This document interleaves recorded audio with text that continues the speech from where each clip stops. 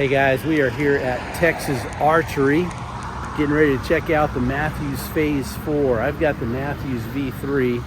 Never did upgrade to the V3X just because it's too close to the V3. So let's go in and check out Phase 4 and see what happens. A big shout out to Texas Archery.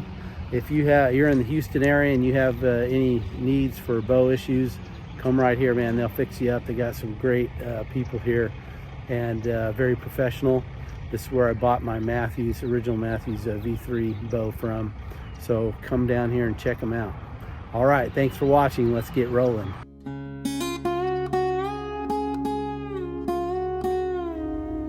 As kids get married, when parents are buried, as grandkids appear, life sometimes austere.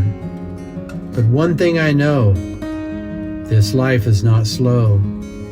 It's Jesus I'll follow, so life is not hollow. What about you?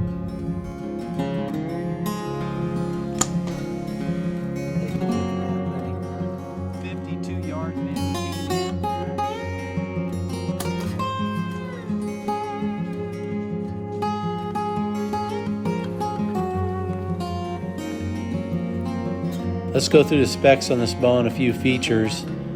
This year's not much difference going all the way back to the V3, but the specs are brace height is 6 inches, the draw weight is 60, 65, 70, and 75, and also the draw lengths are in relationship to the draw weight as well.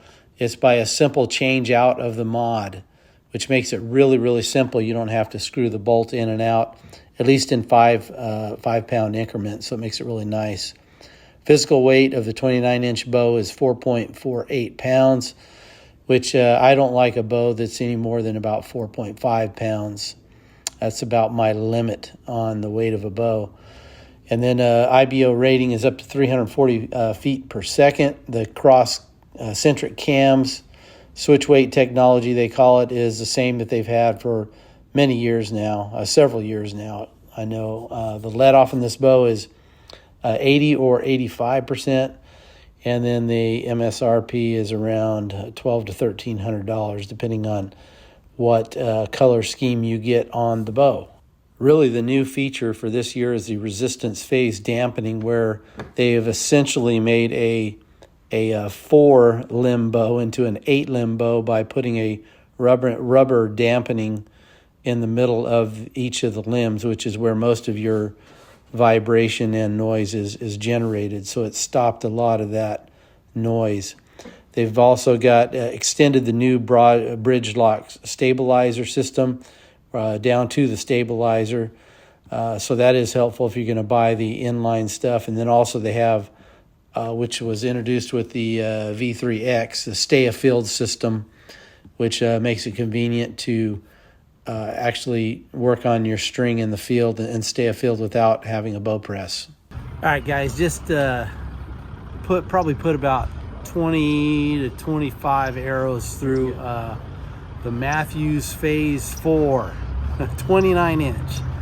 I'd go with the 29-inch if I was to upgrade from the V3, because I hunt a lot out of box blinds and out of tent blinds. But I thought I'd just give you my RadNek opinion, and that's what you're going to get here. This bow it's a really smooth shooting bow. Mathews is always smooth shooting. To me, it doesn't shoot any smoother than my V3. In fact, to me, it felt like, and it's probably because it didn't have a lot of accessories on it. It was just a bare bow I was shooting. It had a little bit more hand shock. Probably, like I said, because of the accessories on there, because it's essentially the same bow. But hand shock, when I say hand shock, there's really no hand shock to these bows. The other thing is, it is a lot. It's to me, you can significantly tell it's much quieter because of that rubber in the seal or the seal between the two limbs. Essentially makes it 8 limbs. Was it necessary? I don't know. There's You can debate that all day long, because there's a lot of YouTube videos. I've actually talked to another shop that I was at probably 2 weeks ago about the Phase 4, and the tech that was working there said essentially they should have put the effort in trying to upgrade something else on the bow. But 6 1/2 dozen the other. They are the quietest bow on the market. There's no doubt about that. And they just made the quietest bow, the V3X and the V3, even more quieter. Would I upgrade from the V3 to the Phase 4? At this point, I would have to say no. It's essentially the same bow, it seems like to me, with the exception of the noise and the slim design, and of course the ability to put in those accessories directly into the riser of the bow.